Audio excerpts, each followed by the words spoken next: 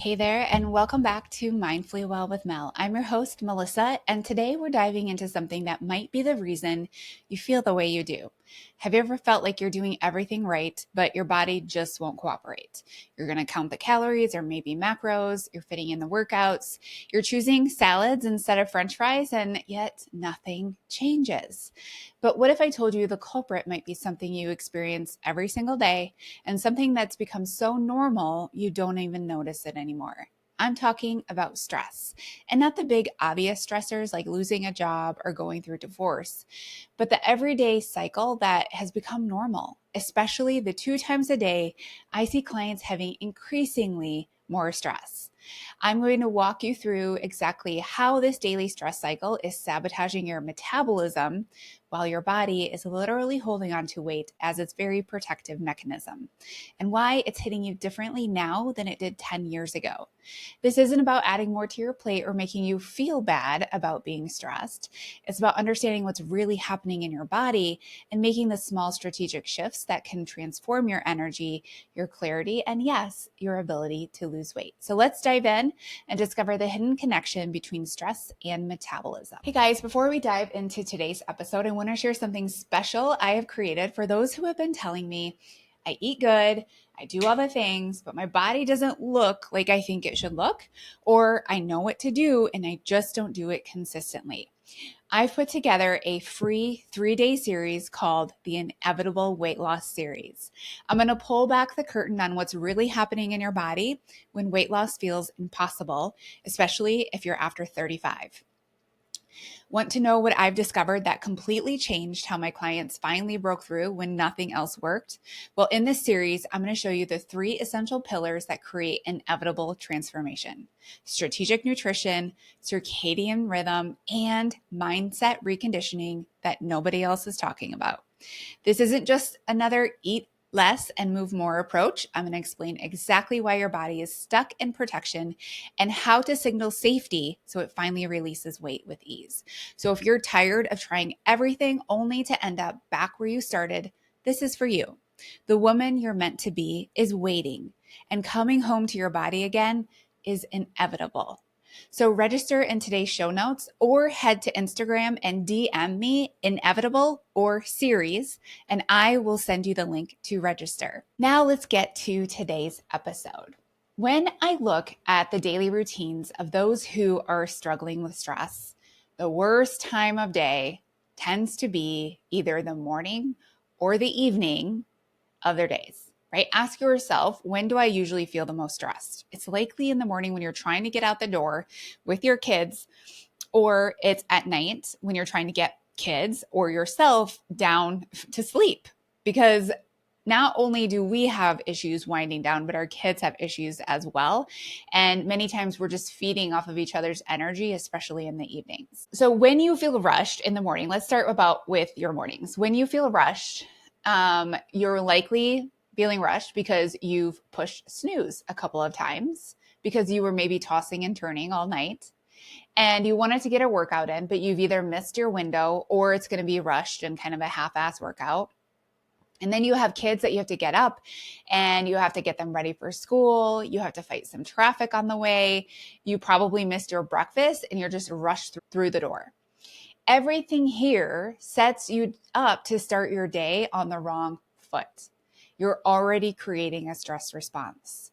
And when you feel rushed, how does that feel in your body? I want you to really ask yourself that, not only now, but the next time you are in the morning rush. So tomorrow morning, I want you to think, do I feel stressed right now? And where do I feel it in my body? Does it feel tight? Does it feel warm? Does it feel fast? Are you anxious? Are you worried? Are you short-tempered and losing your shit? This is all a cortisol response out of your body's perceived lack of safety. You're losing your shit and creating a cortisol response because your kid won't brush his teeth. I maybe have experienced this lately. And your body thinks that you're running from a bear. But it's just because your kid won't brush his teeth. Your body doesn't know the difference. The next worst time is in the evenings. You're likely rushed again. You're either bringing kids from here to there, you're trying to fit dinner in, either through the drive-through or grabbing something very quick and easy so that you can just get out the door again. Or you're dealing with the witching hour of younger kids where they're crying and demanding and asking a lot from you when you're already tired. And you really need a break too at this time of day. It's really the hardest time of day for moms. So if you are in this window with little kids and between the hours of 5 to 8 p.m., it's a hard time for you. I don't want to dismiss that this is the hardest time of your day when you actually have the least amount of energy. So I want you to see yourself with some compassion if you have little kids and at this time of day and you feel like you're at the end of your rope. You probably are at the end of your rope. But ask yourself, what can you do to prepare for this time of day so that you don't feel like you're always going to lose it? You're rushed until finally bedtime arrives and you're rushed. And when you finally get a moment, what you end up doing is you sit down to scroll on your phone or maybe watch a show for too long. And then you have an indulgent snack because you're actually starving from not eating enough dinner or not sitting down to have dinner, skipping it entirely, or just grabbing something on the go. When actually what you need to do at this time of day is just go the F to bed. How many times do you think that about your children who just like keep getting up and keep getting up and keep getting up? Or your teenagers who just like, this is the time of day when they just decide to like word vomit everything. Or maybe they're out with friends and you're waiting for them to come home so that you can go to bed. How many times have you thought about with your kids, go the F to bed so I can go to bed, but how often are you actually keeping yourself up? It's easy to think I need time to decompress or to have time to myself or with my significant other. But I want to ask you, is this really decompressing time? And since when is sleep not decompressing? That's the ultimate decompressor. Your body needs recovery, and it does this with sleep. This is why we toss and we turn and we don't get restorative sleep. We really push snooze and we get up to do it all over again. You can see how we push snooze because we've been tossing and turning at night. We haven't gotten quality sleep because of the activities we're doing at night before bed. That sets us up to have another stressful morning and then another stressful evening. What this ultimately does is that it puts your body in protection and conservation mode. It will hold on to energy and it will hold on to body fat. These are its very precious resources. It's not going to give it up because you continue to signal all over again, over and over again, is that something dangerous is happening here. When really it's like you just need a break, or you need to have dinner, or you need to go to bed. Your metabolism will lower to conserve both your daily energy and then how you feel, your mental clarity, and then also how you burn or don't burn body fat. Remember the whole calories in and calories out thing that used to work in your 20s and probably your early 30s? Well, yeah, that works great when you're not in midlife and stressed, AKA probably not you if you're listening to this episode. This is why calories in and calories out doesn't work anymore once we get to about the age of 35, because your calories out mode is all wonky from the stress responses you're producing all day long, and specifically in the morning and the evening. And you might think it's actually not that different from 10 years ago. I had kids 10 years ago. I had a job. I actually slept less than 10 years ago, and I was able to do so much more. And I could lose weight then. So why is it so different now? Your stress response changes as you get older. Your hormones are not the same as they were 10 years ago, and your body adapts to this. It purposely makes you feel more stress. It turns the volume up on stress, which means you produce more stress hormones. But what I want you to know about this is that it's actually just a normal aging process. Nothing has gone wrong. This is an evolutionary thing. And the only thing that has gone wrong here is that if you don't actually change how you're perceiving and acting with your daily stressors, your body doesn't know that you're actually safe from a bear. So it keeps pushing out cortisol because you keep walking around thinking everything should be rushed, everything should be done and complete, everything should be perfect. There's not enough of me to go around. All of this out here is more important than me. I should put everyone first. It's selfish to not care for others, and I'll deal with me later. Sound familiar? These are the things that are putting your body into weight loss resistance. Your body just doesn't decide to stop burning body fat when you go into a calorie deficit or what you think is a calorie deficit. Your body doesn't just refuse to do what you want it to do, to create energy, to have brain clarity, to have focus, and to have exercise endurance, and to be able to lose weight if you want to lose weight. Doesn't just decide one day to not do that anymore. It's the repetition over and over and over again of stress. Weight loss resistance is always a stress issue. It just is what stress issue is causing it. Likely it's a little bit of all the stress issues, nutrition, environment, day-to-day, chronic, all of that adds up. And we need to get a hold of all of it, but also the ones that are really impairing your body to function well. So let's talk about strategies that you can actually do slowly over time that will help your morning routine and your evening routine be a little more calmer so you don't have to walk around creating stress responses at these times of day. And actually, I know that you don't want to be the person acting the way that you do in these times of day. I know that you want to be the calm, clear-minded, grounded mom, and you make the best decisions for yourself and for your kids, and you feel well taken care of.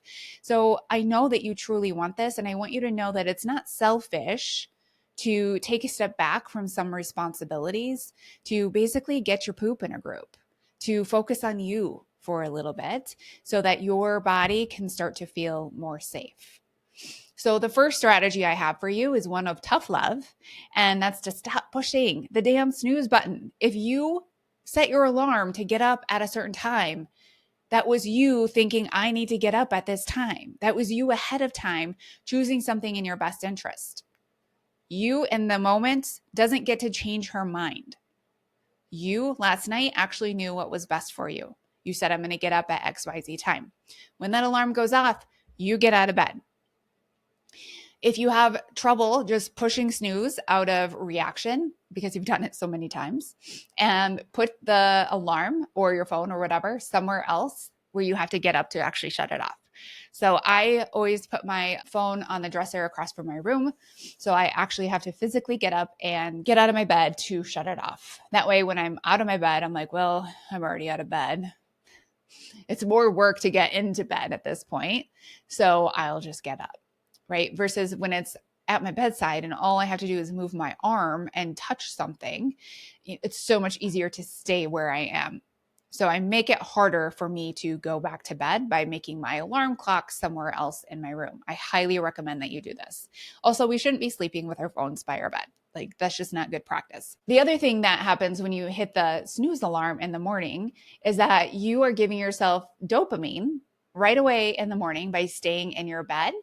And when you do this, when you give yourself a dopamine hit right away in the morning, right when you wake up in your warm, cozy bed, and you say no and you hit snooze, you're going to seek dopamine all day long. You're going to notice that it's harder to do anything all day because your brain all the way right off the bat is seeking dopamine.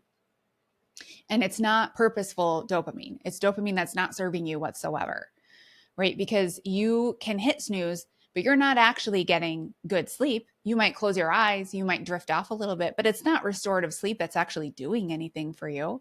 All you're really doing is wasting time. All you're really doing is putting yourself into a tougher pickle later on and throughout the day as you seek more and more dopamine. The next thing is have breakfast within an hour of waking so you can support your cortisol rise at the right time of day. So getting into this routine of eating right away in the morning is going to naturally create a cortisol rise at the time of day that you should be getting up, which will prevent you from hitting snooze over and over again in the morning because you naturally have cortisol on your side to get you awake and alert instead of trying to fall back asleep or being too tired to get out of bed. Okay. And then the other thing that I am always looking at with stress with my clients, and it's one of my favorite stress management tools, and it's time management. I love teaching about time. Time is my jam. If you look at like all of my like personality type of traits, I love structure. I love creating structure. I love building things. So time, like, love it. So the next thing is to sit down, and I really want you to like write out what is your ideal morning and see how you can make improvements now for an ideal morning. You don't have to be like stressed all morning long. You don't have to run on cortisol to get your butt out the door. You can just run on your natural focus and presence to get yourself out the door. And that feels so much better than to feel like I must feel rushed in order to get myself out the door. So schedule out your ideal morning and see how you can make improvements now. I love a slow morning. It's actually my favorite part of owning my time. And I came up with a thing about owning my time just recently because owning my own business is like owning my own time. Yeah, I own my own business, but I really own my time. And that's one of the biggest things that is the most important to me is my time and how I spend my time. Anyway, if you're an entrepreneur, you can use that as well. I love it. But that being said, I love a slow morning. I don't like to feel rushed in the morning at all. Although inevitably, I still seem to feel rushed when we need to leave. But before that, it's a slow morning. And I will say that maybe it is because of me that we feel rushed. But my child, and I'll talk to you in a little bit about a child who's slow in the morning. My child is slow. And I wouldn't say he's slow. He's very resistant. He's very resistant to like taking the next action, taking the next step, doing the next thing. And when I say that out loud, I know that those are ADHD tendencies, and he has been evaluated for it, and it comes back that he doesn't have ADHD. So whatever it is, he's very resistant to taking the next action. So that makes us fall way behind. Not way behind. We're actually always on time, but me for school drop off, I'm like on time is like as soon as I can get you out the door. so, um, so map out what ideal is for you. What do you need and want to do in the mornings? Everything from a workout to a shower. And I mean, God forbid you have to wash your hair. I actually schedule my hair washing in my calendar because it takes significantly more time than what if I don't wash my hair. So I put that in my calendar. I know what days I'm washing my hair and what days I'm not. Also include making and eating your breakfast for both you and your kids. And then if you want to do other things, like maybe you want to journal or you want to read, how much time do you need for that? And then actually make a time block for each activity so you can stay on track. Now, initially when you do this, it's going to not work out, right? It's going to take like writing it out, time blocking, seeing how it'll all go, and then figuring out that it's not working that way and then to adjust. And you just keep doing that until you find what works best for you. And then if you have a child like mine who is either very slow or is resistant to taking the next action, I recommend putting in buffer time of 5 to 10 minutes so that even though you plan to be out the door at 7:30, you're not waiting till 7:29 to say, get in the car. You've actually started telling them at 7:20, it's time to go in the car. It's time to put your coat on. It's time to get your boots on. It's time to get your backpack, right? Because for me, my personal experience with my kid, and then also with my oldest kid, he doesn't need that reminder anymore because he's 16. But he's the slow child for sure. That child was never in a hurry, still isn't any day of his life. However, we have gotten him to a point where he's independent. He gets himself to school on time. So I'm proud of that. But when he was younger, there was just no rush whatsoever. But give yourself buffer time, because kids are always going to throw a wrench in things. There's always going to be a problem somewhere that you're going to need to fix, that you'll need an extra 5 or 10 minutes. So give that to yourself. And then if you don't need it, that's a big win. Then you just get to like slowly get in the car and slowly drive out the driveway. And then also, you never know what traffic's going to be like either. So maybe you have 5 to 10 minutes built in for traffic. And if you're early, that's great. Arriving early actually feels really good. So for the evenings, meal prep is going to give you the biggest bang for your time. Prep on the weekends. And if your weekday evenings are busy, this will not only help you to eat healthier, but also your family as well. And save your household duties for the weekends, like the cleaning of it. And then the other thing is like the deep cleaning of your kitchen or your bathroom or things like that. I used to clean the bathrooms on Tuesdays, clean the living room on Wednesdays. And that's just not doable for me anymore whatsoever. If I'm going to clean something, I'm going to clean it on the weekends. I'm not going to add more into my weekdays because I'm already kind of pushed to the max that I'm definitely not adding anything else. But for a lot of you, I know that having your house spick and span before you go to bed is a quote unquote requirement for you. You don't feel good going to bed unless your house is perfect. But I want you to start to be okay not having your house perfect before bed. Prioritize your body in bed and preparing for sleep. Because I want you to remember that you're not going to live in this house of wood and a roof forever, but you are going to live in your own body for the rest of your life. Treat it like it's the priority versus the wood around you and the roof above your head. Stop scrolling before bed because there's no end point to scrolling. There's no goal. There's no point where you're naturally say, I'm done. So just don't start doing it, especially right before bed. You're not getting anything out of it besides dopamine and telling yourself that you deserve alone time. But what you really did was that you distracted yourself and you made it harder to fall asleep. And no one feels better after scrolling in the evenings. The most powerful thing you can do in your life and your health is to shift your perception of stress and take control over your stress. When you realize that you really don't have to feel this way, it's not normal, it's not necessary. You're not getting a reward at the end of your life for being the most stressed person. You're not a better human because of this. Your eyes open to feeling so much better in your body, being clear-minded, knowing what your next thought is, having energy throughout the day, and just truly feeling like yourself in your own body. If any of this resonated with you today, you're absolutely going to love the upcoming Inevitable Weight Loss series. It's going to be on April 22, 23, and 24 in the evening hours. You can put your earpods in and listen to me while you go for a walk because it's hopefully going to be beautiful outside while you play with your kids. Or if you need to catch the replay, you'll get that as well. So make sure to head to the show notes and sign up, or you can head to Instagram and DM me series or inevitable. Either word will work. I really wanted to go with inevitable, but I also think that that's a hard word to spell. So I didn't want to confuse anyone. So you can use series or inevitable, and I will send you the sign up link right in our DMs and Instagram. All right, my friends, I hope you enjoyed this episode, and I will see you next week.